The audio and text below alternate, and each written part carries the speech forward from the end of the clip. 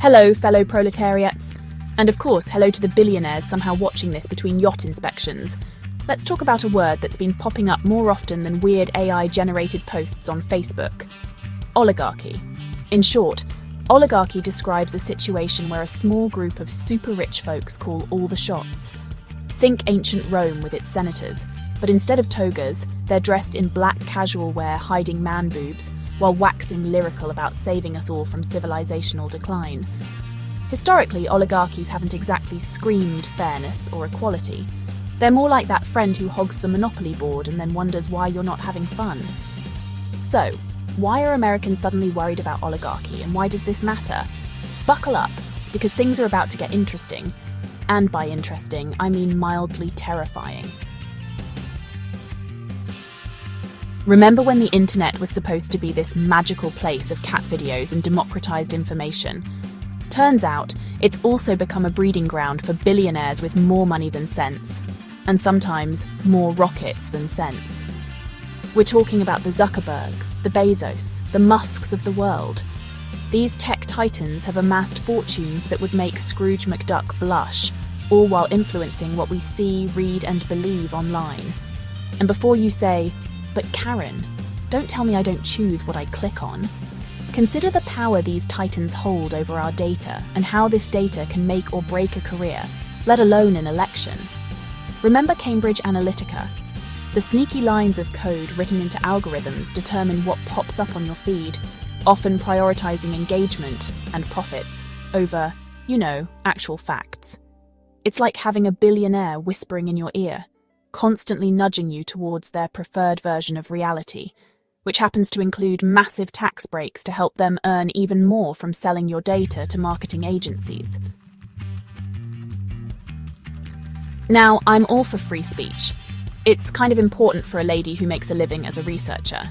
But when a handful of billionaires control the platforms where we debate, dissent, and share cat memes, it throws a wrench into the whole marketplace of ideas thing.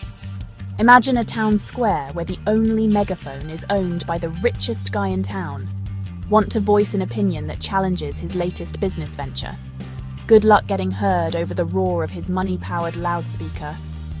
This isn't just about silencing dissenting voices. It's about shaping the very narratives that define our society. And when those narratives are controlled by a select few, it's not democracy. It's a digital puppet show. So, is America turning into an oligarchy? The answer, my friends, is complicated. On the one hand, they still have elections, a somewhat functioning government, and the freedom to occasionally complain about it all. On the other hand, they have a growing wealth gap that makes the Grand Canyon look like a crack in the sidewalk. American billionaires pour more money into politics than ever before. At the same time, the country has a media landscape that is increasingly dominated by a handful of powerful corporations.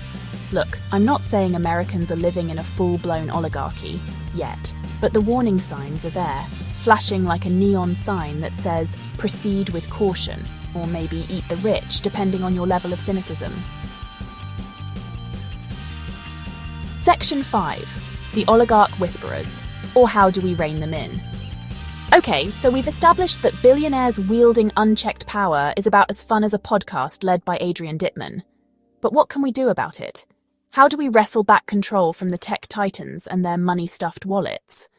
First, we have campaign finance reform. Let's face it, when billionaires can drop more money on a Senate race than you'll see in your lifetime, it's not exactly a level playing field.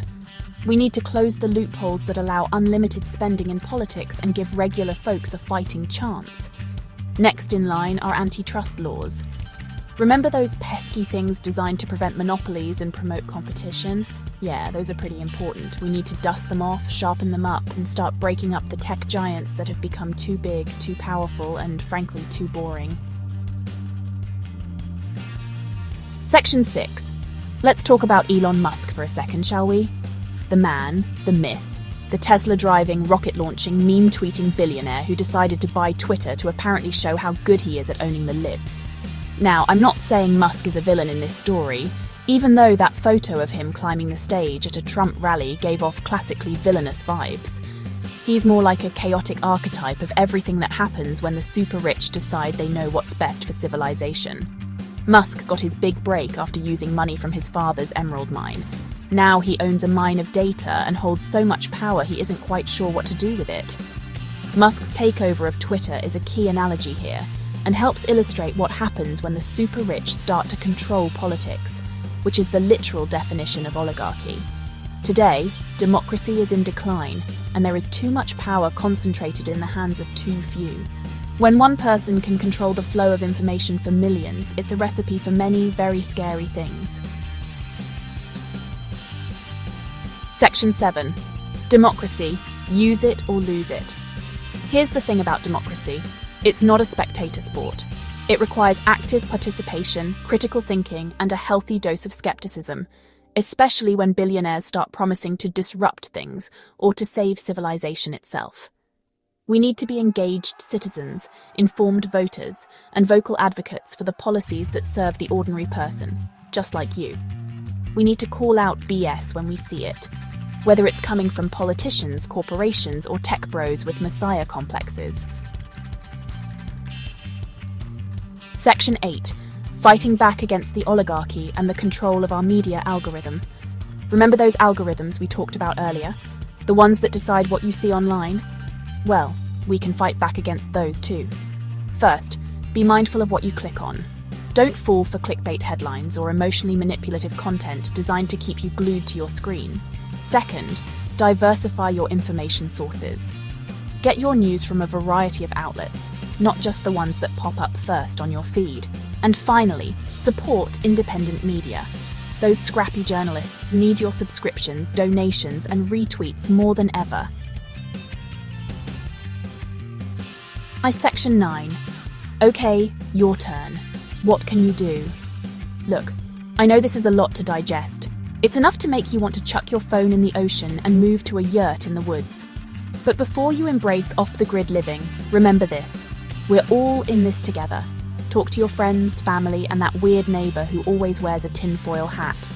Get involved in local politics, support organisations fighting for economic justice, and for the love of all that is holy, vote. Because the future of democracy depends on all of us, billionaires included. But seriously, billionaires, maybe go back to rocket ships for a bit, yeah?